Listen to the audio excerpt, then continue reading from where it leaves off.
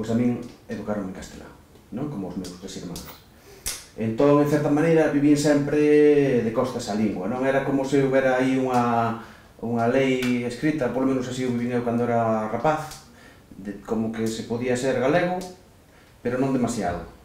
Ese demasiado, sobre todo, entraba cando empezabas a falar galego, cando non se esperaba de ti que o fixeras, non? Entón, pois, na miña familia falábamos castelán, cando chegaba ao instituto Alán Viveiro, falábamos en castelán, máis coñecín a un colega, despois a través de outra serie de circunstancias, daquela empezaba a escribir, e deran un par de premios que me motivaron, e despois tamén descubrí que a lingua de miña nai, que ela escondía cando íamos ao médico, ou cando atopábamos con xente que habitualmente levaba traxe e gravata, que se convertía no castelán. Entón empecé a darlle voltas as cousas, non? Desde aquela, desde que tiña 17, 18 anos, foi cando dei o paso de falar sempre en galego, non? A lingua galega, para min, supuxo algo así como unha chave para cambiar as cousas. É dicir, eu como adolescente, pois había cousas que me gustaban, cousas que non me gustaban, sobre todo, pois a nivel lingüístico, o que me desgustaba era que a xente maior me mantivese afastado da lingua, non?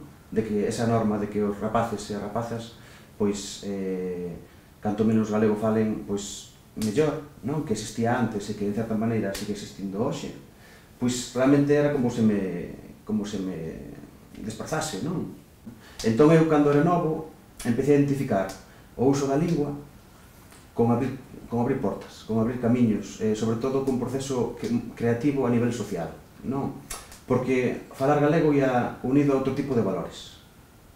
Entón, pois non sei, non só referentes así, pois, da historia da literatura galega, non? Castelao, Rosalía e toda esta xente que cando lías os seus libros pois ve que se posicionaban pois a favor dos desfavorecidos e dunha serie de valores que pretendían cambiar a situación de injustiza, non? Senón, pois que pouco a pouco funme dando conta de que o cambio social que ven unido ao galego, pois ven unido a outro tipo de cambios, pois como pode ser a ecoloxía, non? E díame dando conta de que a defensa da terra, por exemplo, pois é inseparable da defensa da lingua, non? Ou que pois os movementos pola igualdade da muller e contra a violencia de xénero, pois que tamén se expresa en galego cunha naturalidade que vai parella, non?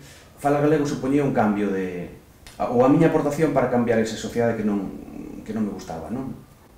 Ademais, claro, vía un montón de xente que me dicía que non fales galego porque che queda mal, que enseguida me dei conta de que había algo por atrás, non? E por atrás o que había pois era unha historia que inmediatamente antes pois fora de fascismo, non? Moito máis tarde, hai uns anos, li un libro de Derek Walcott, e Derek Walcott ten un verso que é: se cambias de lingua, cambias de vida.